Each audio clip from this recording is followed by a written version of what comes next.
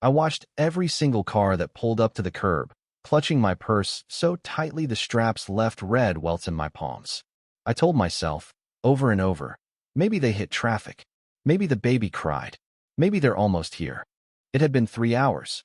The terminal had thinned out by now. Only a few cleaning staff mopped the white tile floors, and the lights had dimmed to half-bright. I was the last one still sitting in this corner of the arrivals area, pretending I belonged there. My suitcase stood by my feet like an obedient dog, one wheel broken and tilting slightly to the right. I didn't want to call again. I already had. Twice. Once at 7:40, just landed. I'm here. I chirped into the phone. No answer. Once at 8:15, maybe they missed the first call. I said aloud, heart pounding as I hit redial. Straight to voicemail. I'm not stupid. I know how the world works. I'm 72, not senile. But I am a mother. And mothers, we cling to the smallest thread of faith when it comes to our children, even when that thread is frayed and snapping. I stood and paced slowly, trying to look casual for nobody in particular. My lower back ached from the flight, and my right knee clicked every few steps, the kind of sound no one else could hear, but I felt echoing all the way up my spine. Need help with a ride, ma'am? A young janitor asked me kindly as he passed, mop still dripping.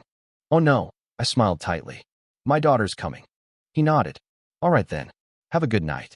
I watched him walk away, mop squeaking against linoleum. Then I sank back onto the bench. My daughter, Emily, was always the smart one. Ambitious, radiant, so full of potential that her teachers would call me during parent-teacher conferences just to sing her praises. And she was kind, too, or at least she used to be. She would press flowers into books and write me birthday poems and make me tea when I had headaches. Then somewhere along the way, I don't know what changed. Maybe she grew up. Maybe I didn't. Maybe motherhood reshaped her into someone I no longer recognized. Or maybe, and this thought hit me with cruel, precise sharpness, maybe she just didn't need me anymore. This whole trip had been her idea. Mom, we could really use the help, she said 3 weeks ago on the phone, exhausted but cheerful. Ever since Jordan went back to work, it's just me and Mia all day.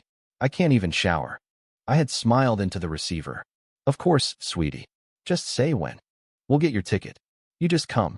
And bring your famous vegetable soup recipe. I've been craving it since the pregnancy. My heart had ballooned with purpose. This, I told myself, is what I'd waited for all these years to feel needed again. My plane ticket arrived by email that same night. I packed carefully, folding my clothes with neat corners, tucking in little surprises for baby Mia, a hand-crocheted pink elephant, some soft booties, a board book that had been Emily's favorite. I even got my hair done. And now I was sitting in a silent airport, lit by flickering vending machine lights, my phone blank and my heart cracking open. Another hour passed. This time, I didn't call. I ordered a tea from the one open kiosk, though I didn't drink it. I just needed to do something with my hands. They shook a little as I peeled the plastic lid off. By midnight, I accepted it. Not out of anger, but exhaustion. A deep, bone-deep tiredness that years of sacrifice and longing will eventually carve into you. I stood, rolled my suitcase to the exit. I had no plan. No hotel booked, no friend in the city. I'd given up my apartment 2 months ago, a senior living complex I couldn't afford after rent hiked. I had sold off furniture and moved into a friend's spare bedroom in upstate New York. I hadn't told Emily how dire things had gotten. I didn't want to be a burden. She needed help with the baby. That was supposed to be my fresh start. I walked out into the thick California night air. It was warmer than I expected. The highway shimmered in the distance. My phone buzzed. My heart leapt. It was a text. From Emily. Sorry, Mom. Something came up. That was it. 5 words. No apology. No explanation. I stared at the screen until it dimmed and went black. I sat on the curb, watched as other travelers got whisked away by smiling faces and open arms. A man reunited with his wife and 2 toddlers. A grandmother running into the arms of her grandsons, laughter echoing under the street lamps. I waited again, but this time, not for her. This time, I was waiting to feel okay again. And that might take longer than any plane ride. I don't remember how long I sat outside the terminal. Maybe another hour. Maybe more. The curbside traffic had dwindled, and the thick night air grew heavier. My coat, once a light protection from New York's autumn wind, was too warm for Southern California's midnight humidity. I peeled it off and folded it across my lap like I used to do with Emily's blankets when she fell asleep in the car. A cab rolled up near me. The driver stepped out, stretched, and lit a cigarette. He was about my age, maybe older, and he watched me for a moment before approaching. "You okay, ma'am?" I looked up, surprised. I must have looked pitiful, sitting there with my purse on my knees and a suitcase that hadn't moved in hours. "I'm fine," I said automatically. He hesitated. "You waiting for someone?" I opened my mouth to say yes, but I didn't. Instead, I asked, "Do you know any cheap motels around here?" His eyes softened. "I know a couple. I'll take you." I nodded and stood. My knees creaked and complained, and the cabbie instinctively reached for my suitcase. We didn't speak much on the ride. I gave him my name, Mary Ann, and he told me his was Thomas. He didn't ask why I was alone or where my family was. I was grateful for that. He dropped me at a motel off a frontage road. Neon sign half lit. The kind of place with paper-thin walls and doors that didn't quite shut all the way. "You sure you'll be all right?" he asked. I nodded. "Thank you, Thomas." He waited until I got my key, walked into the room, and closed the door behind me. Inside, the air conditioner buzzed too loud, and the sheets smelled faintly of bleach and cigarettes. But it was shelter. I locked the deadbolt and sat on the edge of the bed. I stared at my phone again. Still no follow-up message. Nothing from Emily. Nothing from Jordan. I opened our last message thread. For a brief second, I considered texting her again. But what would I say? "I'm here. Where are you? Why didn't you come?" She already answered that. Something came up. I swallowed a lump in my throat and went to the bathroom to splash my face. In the mirror, I looked older than I remembered. Not just in the gray hairs or the sag of my neck, but in the eyes tired, disoriented, lost. This trip wasn't just about helping with the baby. Not really. It was about reconnecting, about proving I still had value, about being wanted. I unpacked a few things. The pink elephant, the booties. I lined them on the dresser like offerings. Then I curled up in bed with my coat over me and fell asleep listening to the sound of someone arguing in the next room. The next morning, I walked to a nearby diner. I ordered oatmeal and coffee and sat by the window watching the city wake up. I didn't know what I was going to do next. I only knew I couldn't go home not yet. I didn't want the people back home to know I'd been forgotten. Back home, my friend Judy had helped me pack my things, had hugged me goodbye, had said, "They're lucky to have you. You'll be the glue." I stirred my oatmeal. No one needs glue if they don't care that the pieces are broken. My phone buzzed. This time, it was a photo. Emily, holding baby Mia, both smiling. It was captioned, "First girl's day out. Mia's first carousel ride." I blinked. My hands trembled as I tapped to enlarge the image. There was no acknowledgement. No question about where I was. No, "Are you okay, Mom?" Just a bright, curated moment for social media. For the world. I stared at that picture for a long time. And I cried. Quietly. The kind of cry you can only do in public when you're trying not to look like you're crying. Just one slow tear at a time, rolling down into my coffee. That afternoon, I took a walk. Found a park.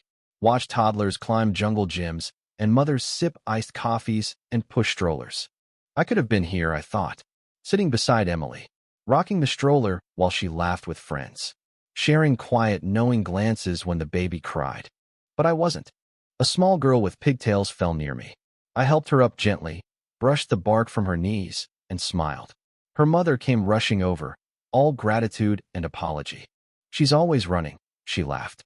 "She's full of life," I said softly. The woman paused. "You have grandkids?" I hesitated. "Yes," I said. "A granddaughter." "Must be nice," she said. "You visiting?" I nodded. Then she ran off after her daughter. Must be nice. I stayed in the motel another night. Then another. By the fourth day, I had spent nearly all the cash I brought.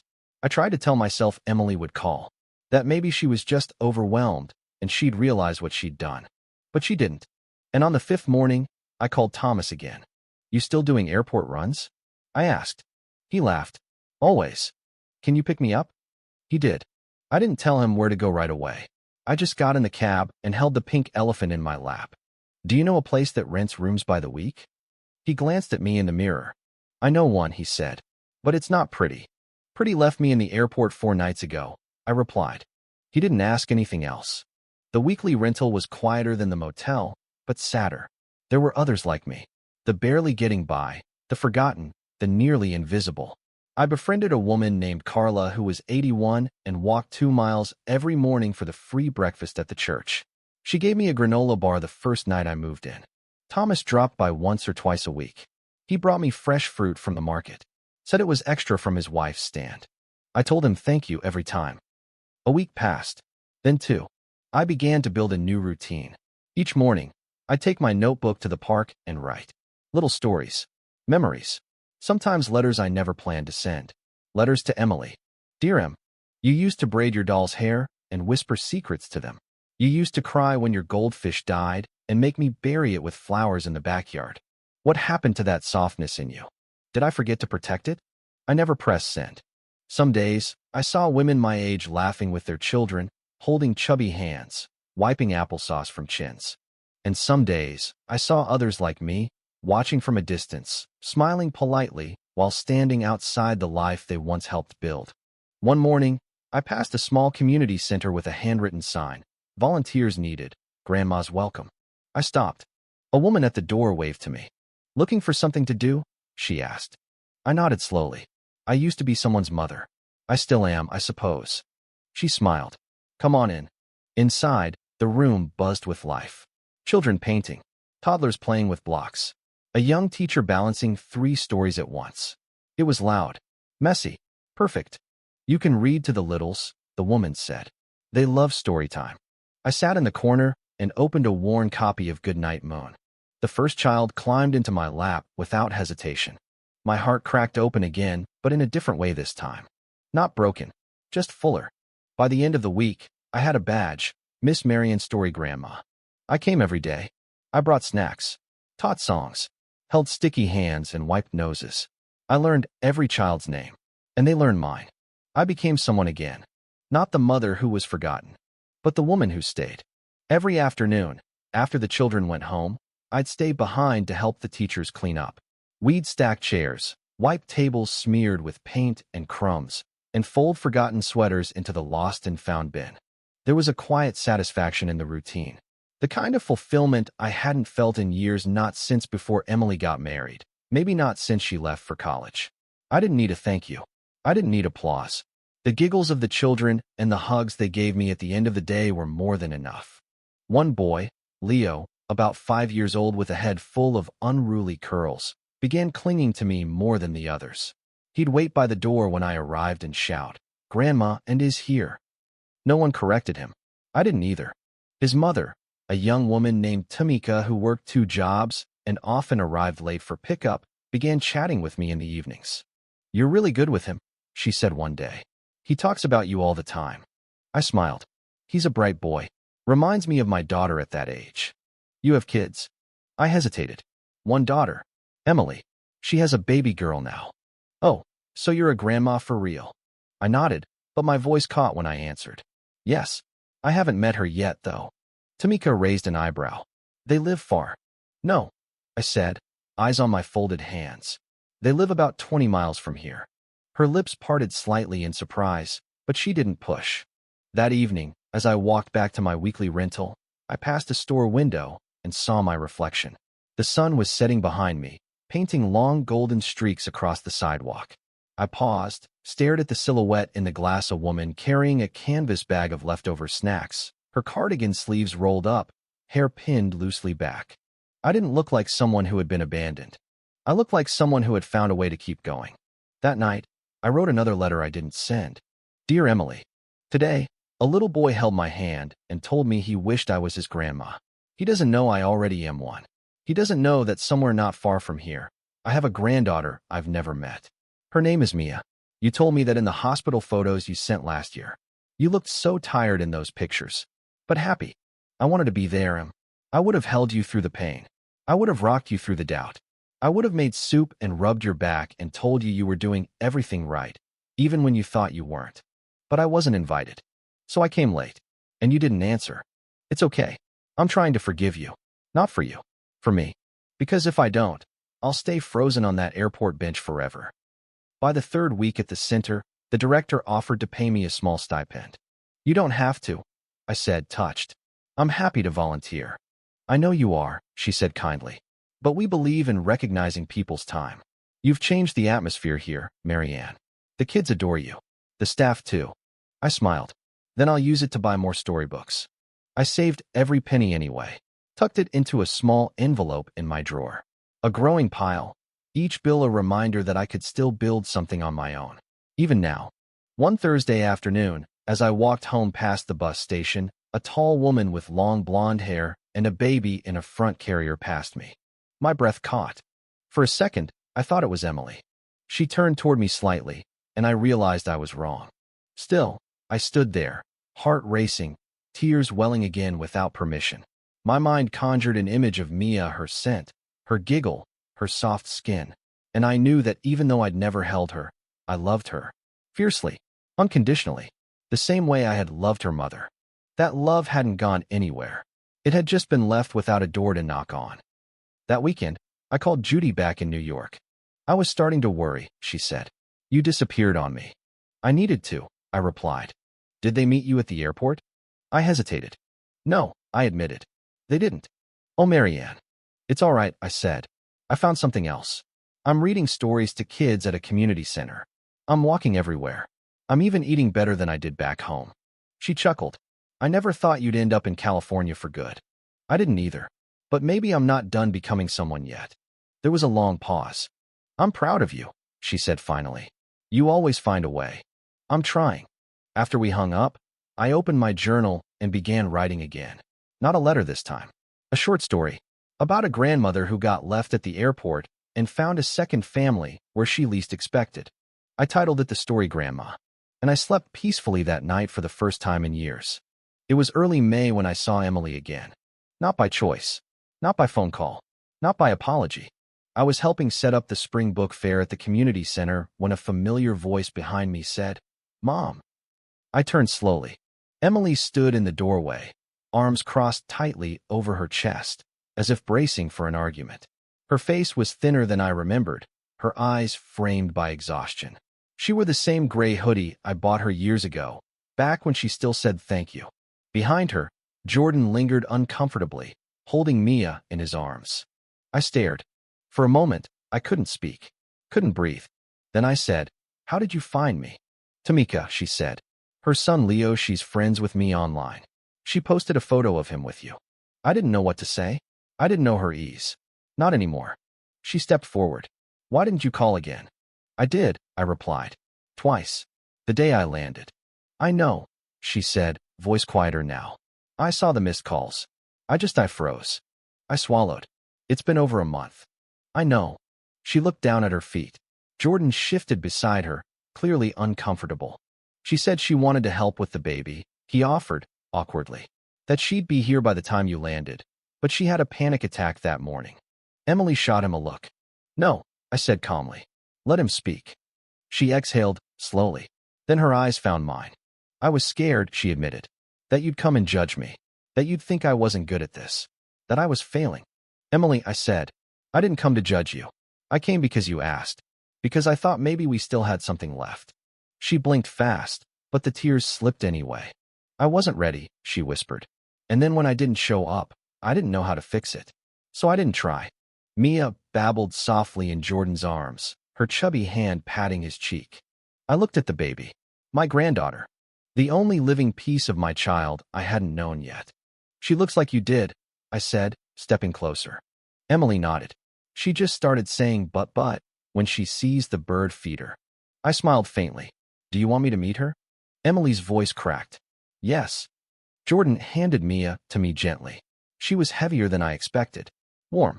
Real. Her eyes blinked up at me curiously. I cradled her like it was instinct because it was. I'm your grandma, I whispered. Mia reached up and touched my lips with her soft fingers. And just like that, the wall inside me, the one I'd built carefully since the airport, began to shake. Emily stood watching. Then, slowly, she sat beside me on the floor.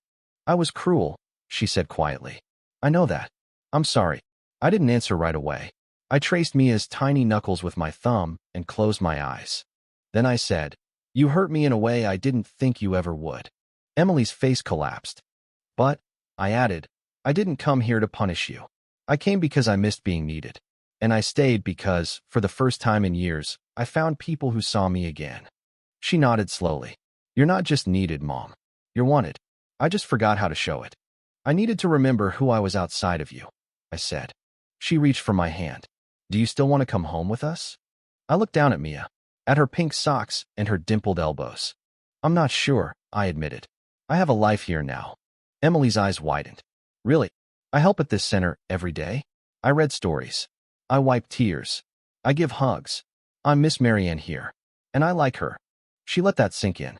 But maybe, I added, I could visit. Maybe we could start slow. Emily's shoulders dropped with relief. I'd like that. Mia yawned in my arms.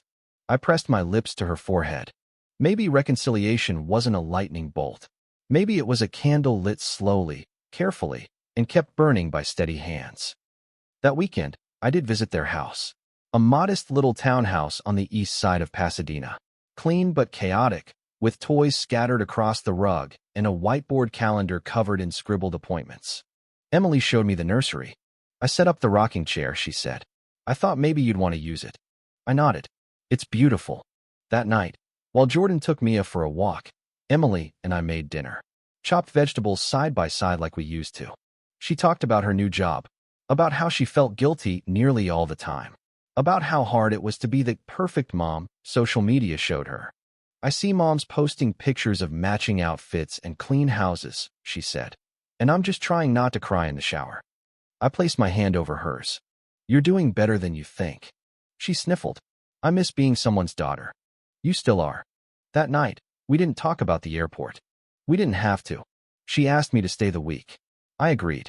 But I told her, gently, that I'd go back to my rental after that. Why? She asked, eyes wide. Because I need to live where I've grown, I said. And I've grown here, Em. With these children. With these people. With myself. She understood. And it was the first time in a long time I felt like she truly saw me not as an accessory, not as a fallback plan, but as a whole person. By the 5th day, Mia was reaching for me without hesitation. By the 6th, Jordan asked if I'd teach him my soup recipe. And on the 7th, Emily hugged me so tightly at the train station I thought she might never let go. Come back soon, she said. I will, I promised. But don't wait too long to invite me next time. She nodded, teary-eyed.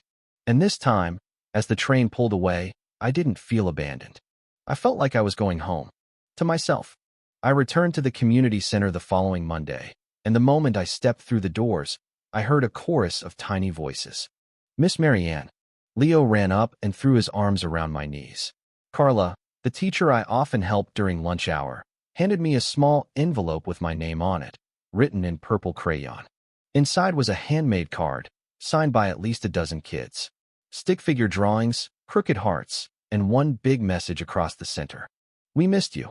I smiled, blinking back tears. I missed you too. I stepped back into the rhythm of the place like I had never left. Reading during story hour, comforting meltdowns, brushing cookie crumbs from shirts and knees. The work wasn't glamorous, but it was real, honest, needed. And so was I. That week, I taught the children a lullaby my mother had sung to me. They learned it quickly, and by Friday, they were humming it during playtime. That sound soft and innocent wrapped itself around me like a second skin. One afternoon, Tamika pulled me aside while her son Leo was building blocks nearby. I've been meaning to ask, she said. How are things with your daughter? I hesitated for a beat. Then, better. Still tender. But better. She smiled gently. It's brave what you did. What do you mean? Showing up anyway. Even after being left behind. Most people would have gone home, angry, bitter. You stayed. I looked around the room, the paintings on the walls, the construction paper crafts, the shelf of books I'd donated last week. I didn't stay for her, I said. Not at first. I stayed for me. Tamika reached for my hand. And now we're all better because you did. That night, I walked to the bench outside the train station. It wasn't anything special, just wood, worn at the edges, graffiti carved into one side. But I sat there and watched the trains come and go. A mother helped her toddler step carefully onto the platform. An older man waited with flowers in his lap. A group of teenagers laughed and chased each other past. I didn't envy them anymore. I wasn't waiting to be chosen. I was choosing. I thought of Mia, of the way her tiny body fit perfectly into the crook of my arm. of how Emily's voice had cracked when she said, "I want you around more." There was healing happening, not loudly, not all at once, but in slow, deliberate layers, like roots growing under the surface. Later that week, I received a letter in the mail. Actual mail with stamps and pen on paper. It was from Emily. "Dear Mom, I keep thinking about the airport. I keep thinking about how you must have felt. How quiet that terminal must have been once you realized we weren't coming. And I keep thinking, how did I let it happen? The truth is, I was overwhelmed. But that's no excuse. You showed up for me my whole life: ballet recitals, doctor's appointments, graduation days, every heartbreak. And I couldn't do the same for you when it mattered. That's a failure I'll live with for a long time. But I truly hope it's not the end of our story. I've made a space for you here, Mom. Not just in our home, but in our lives. Mia already knows your voice. She smiles when I play the video of you singing at the center. I want her to know your heart, to know where she came from. You are not forgotten. You are not too late. You are ours. Love, Emily." I pressed the letter to my chest and wept. Not with grief, but with release. The kind of tears that come when the weight you've been carrying finally lifts just enough for you to stand taller. The next month, I started hosting Saturday morning story circles at the center. Parents came, some bringing younger siblings, some staying after to talk about life and parenting and fears that sounded a lot like mine. I started recording audio versions of the children's favorite books. Carla uploaded them to the center's website, and soon, I became known in the community as Grandma Voice. One evening, Thomas, the cab driver who had picked me up that first night, came by the center. "I thought you'd moved back with your daughter," he said. I shook my head. "Not yet. Maybe not ever." He chuckled. "You've built something here." "I didn't mean to," I replied. "I just didn't know where else to go." "Sometimes," he said, "the places we don't mean to end up are the ones that save us." I nodded. He was right. On Mia's first birthday, Emily invited me to a small party in their backyard. I wore the same lavender sweater I'd packed for the original trip, the one I never got to wear when I thought I'd be holding a newborn. This time, Mia reached for me the second I walked through the gate. I held her as she blew out her candle. I helped slice the cake. I even danced with Jordan to an old Temptations song that made all the young parents laugh. Emily came to sit beside me as the sun dipped low. "You know," she said, "every mom in our group wants a story grandma now." I grinned. "Tell them to fill out an application. I'm quite popular these days." She reached for my hand. "Thank you for not giving up on me." I looked at her, really looked. Not just at the tired young woman she'd become, but at the little girl I used to tuck in, the teenager who slammed doors, the new mother trying so hard to get everything right. "I never could," I said, "even when I wanted to." She leaned her head on my shoulder. And for the first time in years, I felt like someone's mother again, not out of obligation, but out of love. Months passed. I found a small room to rent closer to the community center. A retired teacher donated her old bookshelf, and I filled it with secondhand paperbacks and worn fairy tales. Every night, I added a new entry to my journal: stories of the children, lessons I'd learned, small kindnesses witnessed. I submitted one of those stories to a local newspaper. They published it, then asked for another. Before long, I had a column, Letters from Story Grandma. People began writing to me: grandparents, young mothers, estranged children, telling me how the stories reminded them of someone they missed, someone they hurt, someone they still loved. The pain I had once carried like a secret burden had transformed into a thread stitching together strangers who were all just trying to find their way back to each other. One Sunday afternoon, while walking through the park, I saw an elderly man sitting alone on a bench. He held a bouquet of daisies wrapped in newspaper and looked lost in thought. I sat beside him. "Waiting for someone?" I asked. He looked at me and smiled softly. "I was, but I think I've stopped." I nodded. "I know how that feels." He looked at me more closely. "Aren't you the woman from the letters?" "Story Grandma." I laughed. "Depends. Are they good letters or bad ones?" "The good kind," he said. "The kind that make you feel less alone." I looked up at the sky. The clouds were slow drifting, the kind you could get lost in. "Would you like to walk with me?" I asked. He stood, offering me the daisies. "I would," he said. "Very much." And so I walked. Not toward redemption, not toward the past, but forward, with steady steps and an open heart. Because even after the waiting, after the silence, after the pain, there was still life to live. and love to give, and stories to tell. Always stories to tell.